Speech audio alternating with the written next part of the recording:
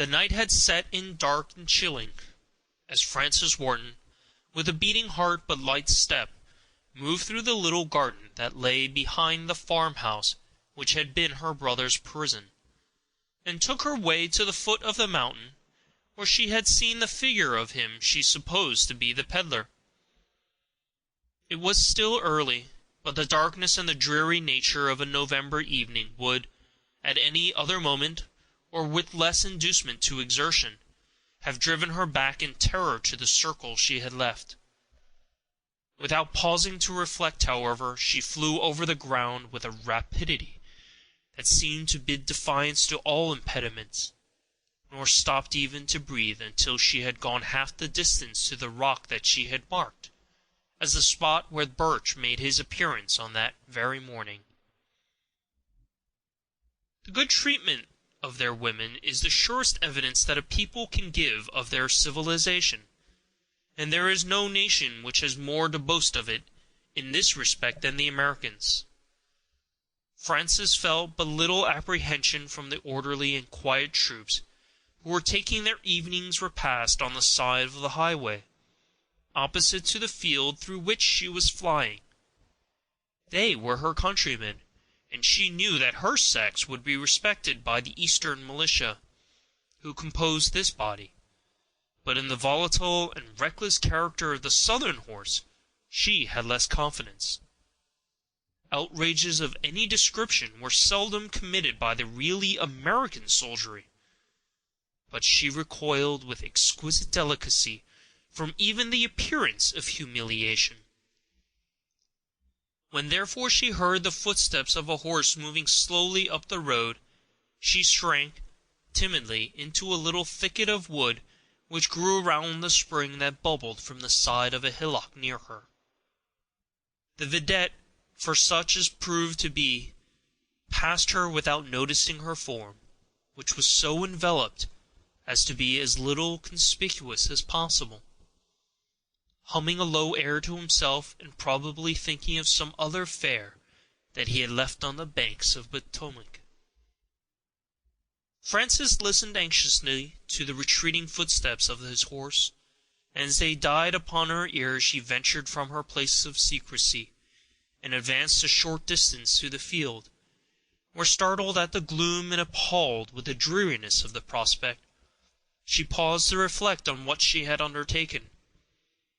Throwing back the hood of her cardinal, she sought the support of a tree, and gazed towards the summit of the mountain that was to be the goal of her enterprise. It rose from the plain like a huge pyramid, giving nothing to the eye but its outline.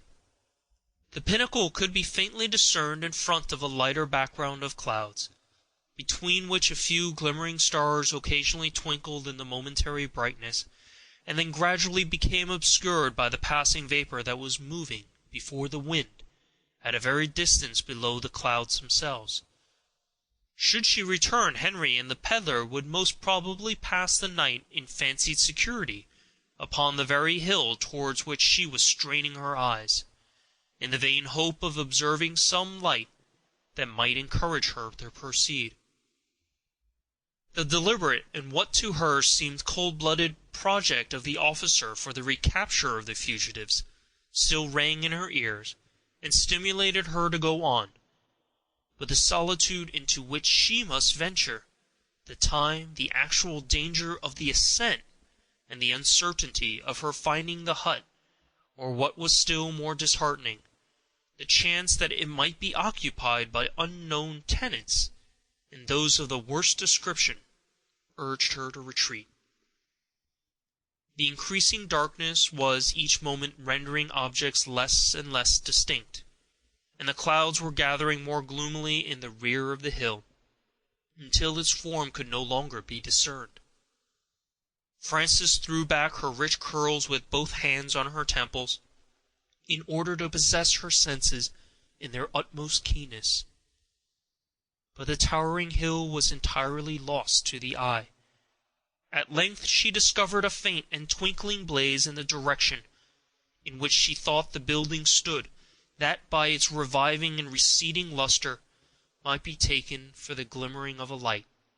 But the delusion vanished, as the horizon again cleared, and the star of the evening shone forth from a cloud, after struggling hard, as if for existence, she now saw the mountain to the left of the place where the planet was shining, and suddenly a streak of mellow light burst upon the fantastic oaks that were thinly scattered over its summit, and gradually moved down its side until the whole pile became distinct under the rays of the rising moon.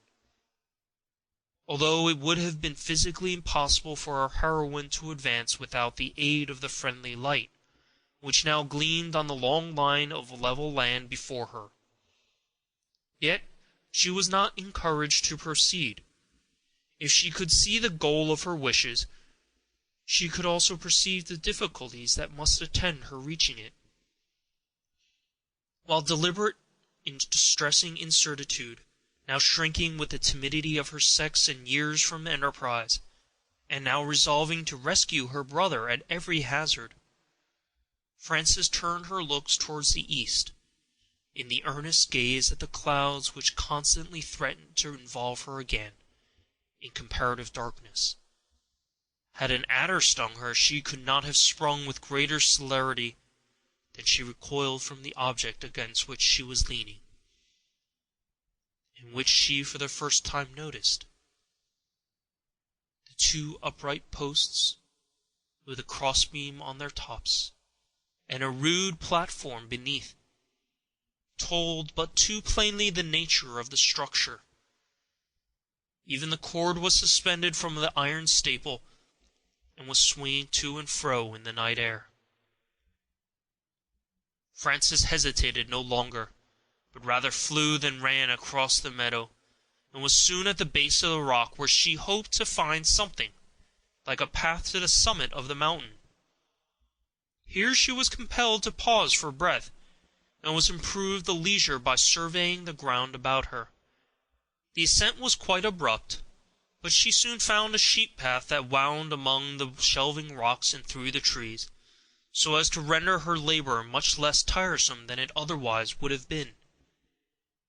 Throwing a fearful glance behind, the determined girl commenced her journey upwards. Young, active, and impelled by her generous motive, she moved up the hill with elastic steps, and very soon emerged from the cover of the woods into an open space of more level ground, that had evidently been cleared of its timber for the purpose of cultivation. But either the war or the sterility of the soil had compelled the adventurer to abandon the advantages that had been obtained over the wilderness, and already the bushes and the briars were springing up afresh, as if the plough had never traced furrows through the mold which nourished them.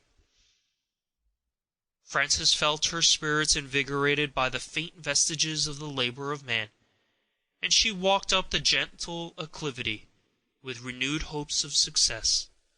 The path now diverged in so many different directions that she soon saw it would be useless to follow their windings, and abandoned it at the first turn. She labored forward towards what she thought was the nearest point of the summit. The cleared ground was soon passed, and the woods and rocks clinging to the precipitous sides of the mountain again opposed themselves to her progress. Occasionally the path was seen running along the verge of the clearing, then striking off into the scattered patches of grass and herbage, but in no instance could she trace it upward. Tufts of wool hanging to the briars sufficiently denoted the origin of these tracks, and Frances rightly conjectured that whoever descended the mountain would avail himself of their existence to lighten the labor. Seating herself on a stone, the wearied girl again paused to rest and to reflect. The clouds were rising before the moon, and the whole scene at her feet lay pictured in softest colors. The white tents of the militia were stretched in regular lines immediately beneath her. The light was shining in the window of her aunt, who Frances easily fancied was watching the mountain, racked with all the anxiety she might be supposed to feel for her niece. Lanterns were playing about in the stable yard, and where she knew the horses of the dragoons were kept, and believing them to be preparing for their night march, she again sprang upon her feet and renewed her toil. Our heroine had to ascend more than a quarter of a mile farther, although she had already conquered 2/3 of the height of the mountain. But she was now without a path, or any guide to direct her in her course. Fortunately, the hill was conical, like most of the mountains in that range, and by advancing upwards, she was certain of at any length reaching the desired hut, which hung, as it were, on the very pinnacle. Nearly an hour did she struggle with the numerous difficulties that she was obliged to overcome, when, having reached exhaustively with her efforts, and in several instances in great danger from falls, she succeeded in gaining the small piece of tableland on the summit. Faint with exertions which had been unusually severe for so slight a frame, she sank on a rock to recover her strength and fortitude of the approaching interview. A few moments sufficed for this purpose, when she proceeded in quest of the hut. All of the neighboring hills were distinctly visible by the aid of the moon, and Frances was able, where she stood, to trace the route of the highway from the plains into the mountains. By following this line with her eyes, she soon discovered the point whence she had seen the mysterious dwelling, and directly opposite to that point she well knew the hut must stand. The chilling air sighed through the leafless branches of the gnarled and crooked oaks, as with a step so light as hardly to rustle the dry leaves on which she trod. Frances moved forward to that part of the hill where she expected to find this secluded habitation, but nothing could she discern that in the least resembled a dwelling of any sort. In vain she examined every recess of the rocks, or inquisitively explored every part of the summit that she thought could hold the tenant of the peddler. No hut nor any vestige of a human being could she trace. The idea of her solitude struck on the terrified mind of the affrighted girl, and approaching to the edge of a shelving rock, she bent forward to gaze on the signs of life in the vale, where a ray of keen light dazzled her eyes, and a warm ray diffused itself over her whole frame. Recovering from her surprise, Frances looked on the ledge beneath her, and at once perceived that she stood directly over the object of her search. A hole through its roof provided a passage to the smoke, which, as it blew aside, showed her a clear and cheerful fire crackling and snapping on a rude hearth of stone. The approach to the front of the hut was by a winding path around the point of the rock on which she stood, and by this she advanced to its door. 3 sides of this singular edifice, if such it could be called, were composed of logs laid alternately on each other, to a little more than the height of a man, and the fourth was formed by the rock against which it leaned. The roof was made of the bark of trees, laid in long strips from the rock to its eaves. The fissures between the logs had been stuffed with clay, which in many places had fallen out, and dried leaves were made use of as a substitute, to keep out the wind. A single window of 4 panes of glass was in the front, but a board carefully closed it in such a manner as to admit no light from the fire within. After pausing some time to view this singularly constructed hiding-place, for such Frances knew it well, she applied her eye to a crevice to examine the inside. There was no lamp or candle, but the blazing fire of dry wood made the interior of the hut light enough to be read by. In one corner lay a bed of straw with a pair of blankets thrown carelessly over it, as if left where it had been last used.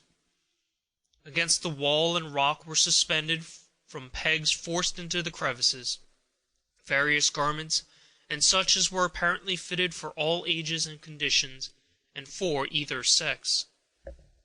British and American uniforms hung peaceably by the side of each other, and on the peg that supported a gown of striped calico, such as was the unusual country wear, was also depending a well-powdered wig. In short, the attire was numerous, and as various as if a whole parish were to be equipped from this one wardrobe. In the angle against a rock, and the opposite to the fire which was burning in the other corner, was an open cupboard, and was that held a plate or two, a mug, and the remains of some broken meat. Before the fire was a table, with one of its legs fractured, and made of rough boards. These, with a single stool, composed the furniture, if we except a few articles of cooking. A book by its size and shape appeared to be a Bible was lying on the table unopened, but it was the occupant of the hut in whom Frances was chiefly interested. This was a man sitting on the stool with his head leaning on his hand, in such a manner as to conceal his features, and deeply occupied in examining some open papers. On the table lay a pair of curiously and richly mounted horseman's pistols, and the handle of a sheathed rapier, of exquisite workmanship, protruded from between the legs of the gentleman, one of whose hands carelessly rested on its guard. The tall stature of this unexpected tenant of the hut, and his form, much more athletic than that of either Harvey or her brother, told Frances, without the aid of his dress, that it was neither of those she sought.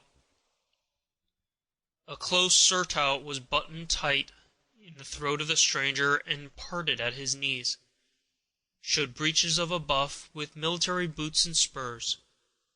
His hair was dressed so as to expose the whole face, and after the fashion of the day it was profusely powdered. A round hat was laid on the stones that formed a paved floor to the hut, as if to make room for a large map, which, among the other papers, occupied the table. This was an unexpected event to our adventurer. She had been so confident that the figure twice seen was the peddler, that on learning that his agency in her brother's escape, she did not in the least doubt of finding them both in the place where she now discovered was occupied by another and a stranger.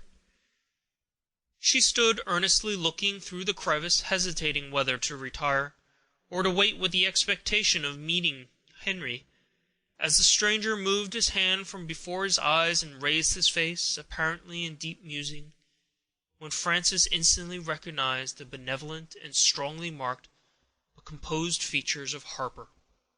All that Dunwoodie had said of his power and disposition, all that he had himself promised her brother, and all the confidence that had been created by his dignified and paternal manner, rushed across the mind of Frances, who threw open the door of the hut, and falling at his feet, clasped his knees with her arms, and she cried, "Save him! Save him! Save my brother!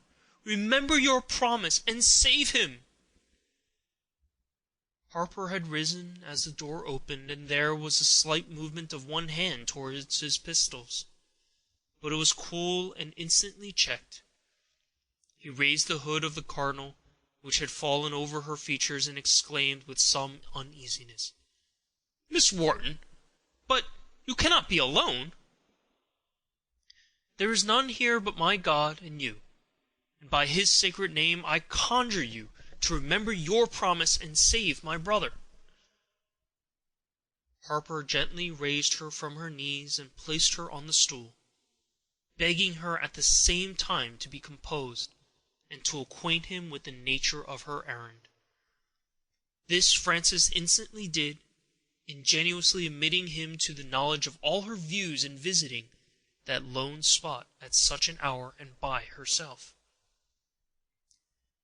It was at all times difficult to probe the thoughts of one who held his passions in such disciplined subjection as Harper, but still there was a lighting of his thoughtful eye, and a slight unbending of his muscles, as the hurried and anxious girl proceeded in her narrative. His interest, as she dwelt upon the manner of Henry's escape and the flight to the woods, was deep and manifest, and he listened to the remainder of her tale with a marked expression of benevolent indulgence. Her apprehensions that her brother might still be too late through the mountains seemed to have much weight with him, for, as she concluded, he walked a turn through the hut, in silent musing.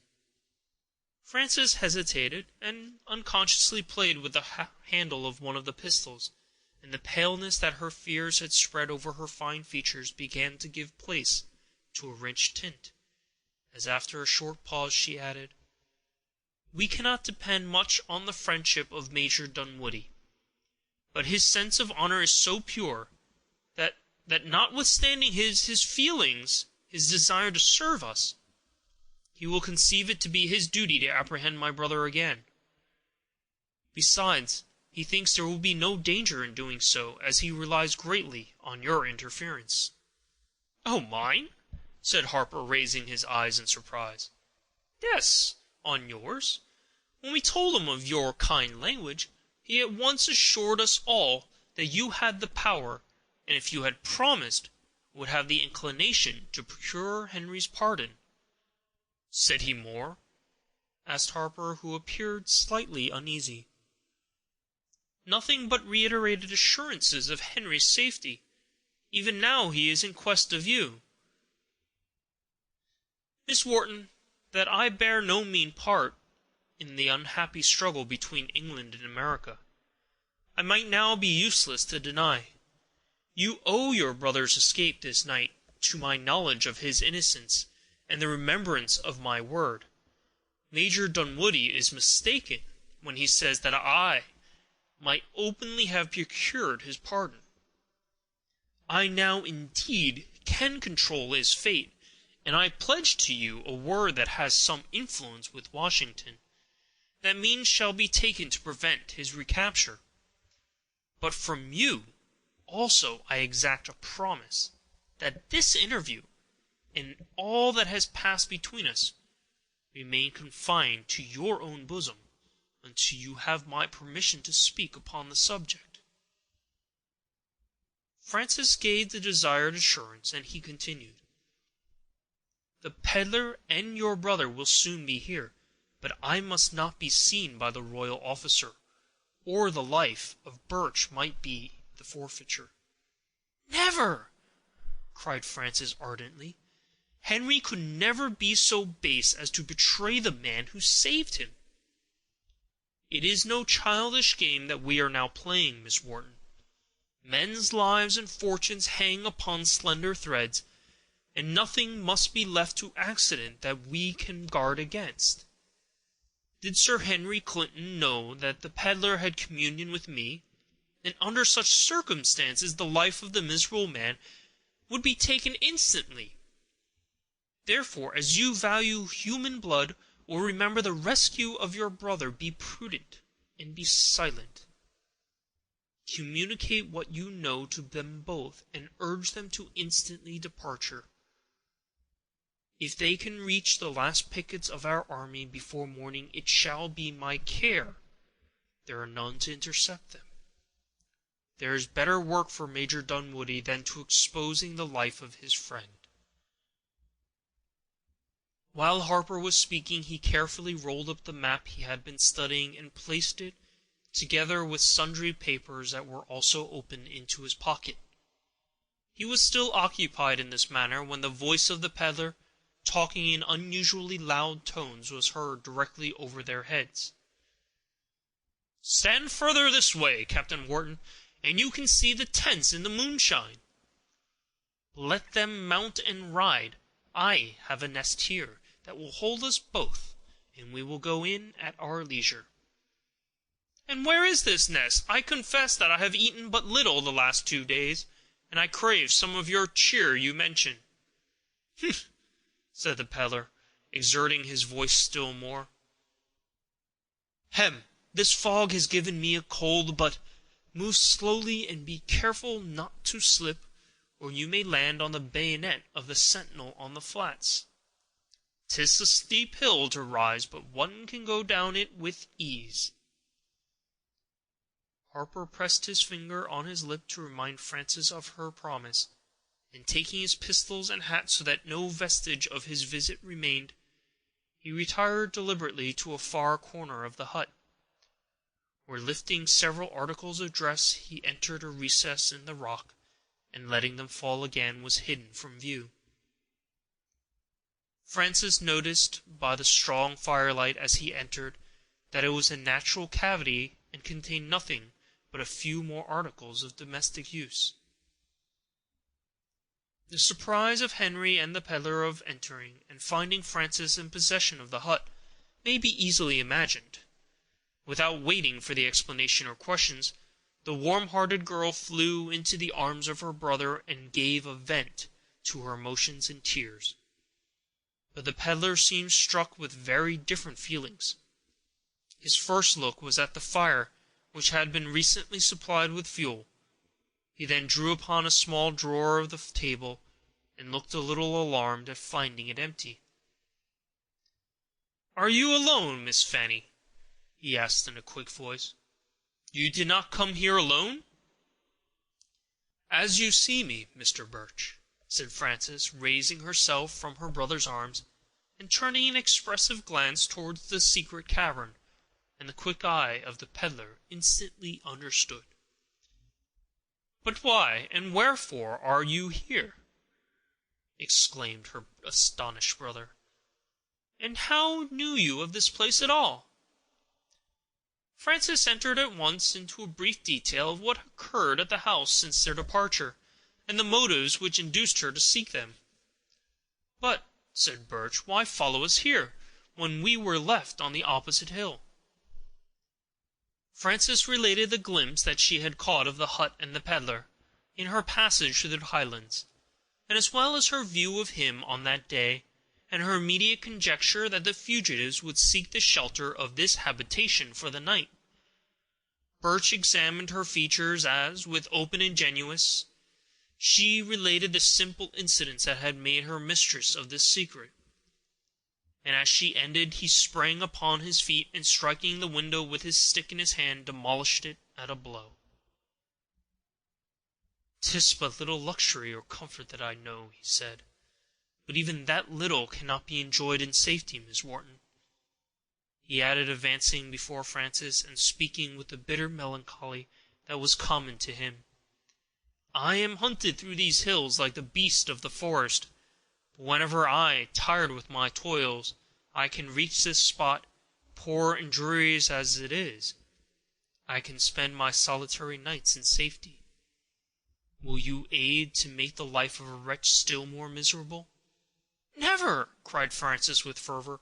"Your secret is safe with me."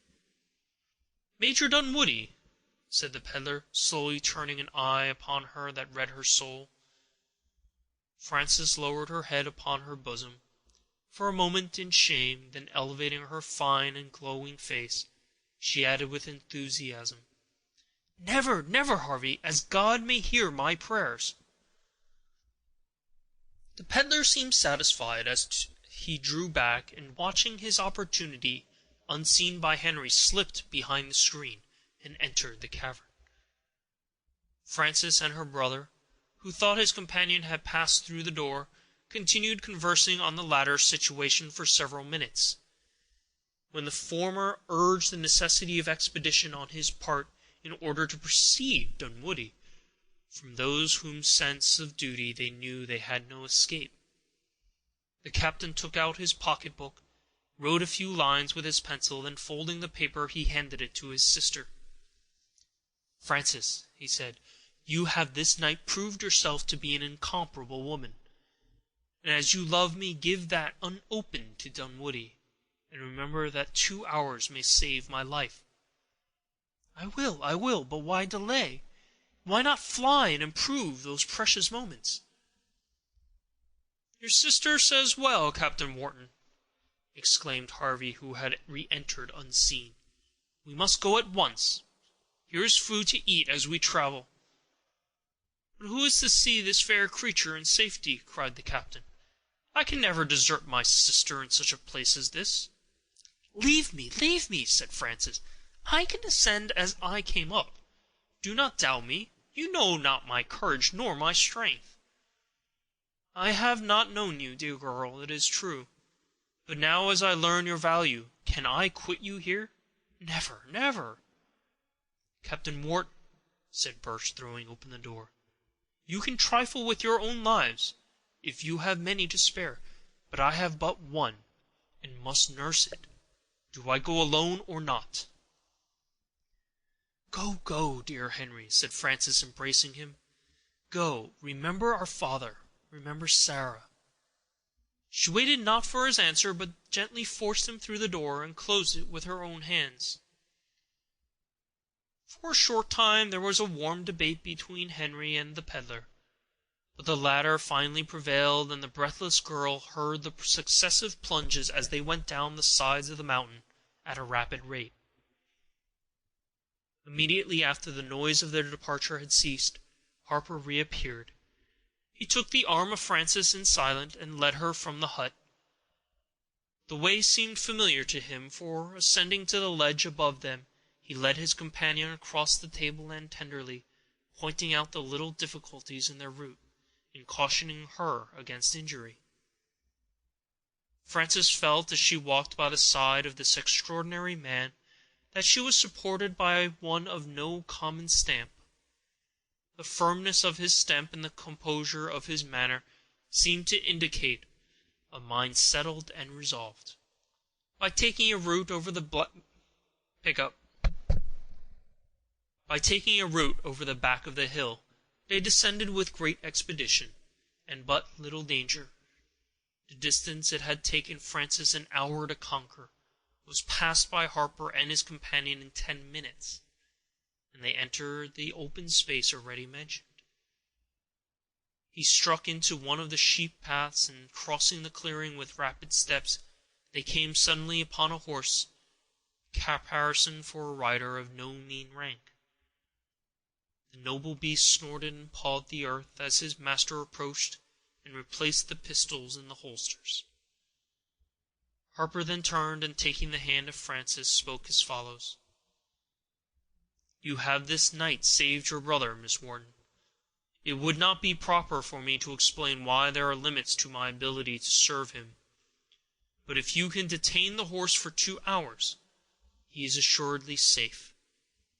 After what you have already done, I can believe you equal to any duty. God has denied to me children, young lady, but if it had been his blessed will that my marriage should not have been childless, such a treasure as yourself would I have asked from his mercy. But you are my child. All who dwell in this broad land are my children and my care, and take the blessing of one who hopes yet to meet you in happier days." As he spoke with a solemnity that touched Frances to the heart, he laid his hand impressively upon her head. The guileless girl turned her face towards him, and the hood again falling back, exposed her lovely features to the moonbeams. A tear was glistening on either cheek, and her mild blue eyes were glazed upon his reverence. Harper bent and pressed the paternal kiss upon her forehead, and continued, "Any of these sheep paths will take you to the plain, but here we must part. I have much to do and far to ride. Forget me in all but your prayers." He then mounted his horse, and lifting his hat, rode towards the back of the mountain, descending at the same time, and was soon hid by the trees. Frances sprang forward with a lightened heart, and taking the first path that led onwards, in a few minutes she reached the plain in safety. While busied in stealing through the meadows towards the house, the noise of horse approaching startled her, and she felt how much more was to be apprehended from man in such situations than from solitude. Hiding her form in the angle of a fence near the road, she remained quiet for a moment, and watched their passage. A small party of dragoons, whose dress was different from the Virginians, passed at a brisk trot. They were followed by a gentleman enveloped in a large cloak, whom she at once knew to be Harper. Behind him rode a black in livery, and 2 youths in uniform brought up the rear. Instead of taking the road that led by the encampment, they turned short to the left and entered the hills. Wondering who this unknown but powerful friend of her brother ought to be, Frances glided across the fields, and, using due precautions in approaching the dwelling, regained her residence undiscovered and in safety. Chapter 30.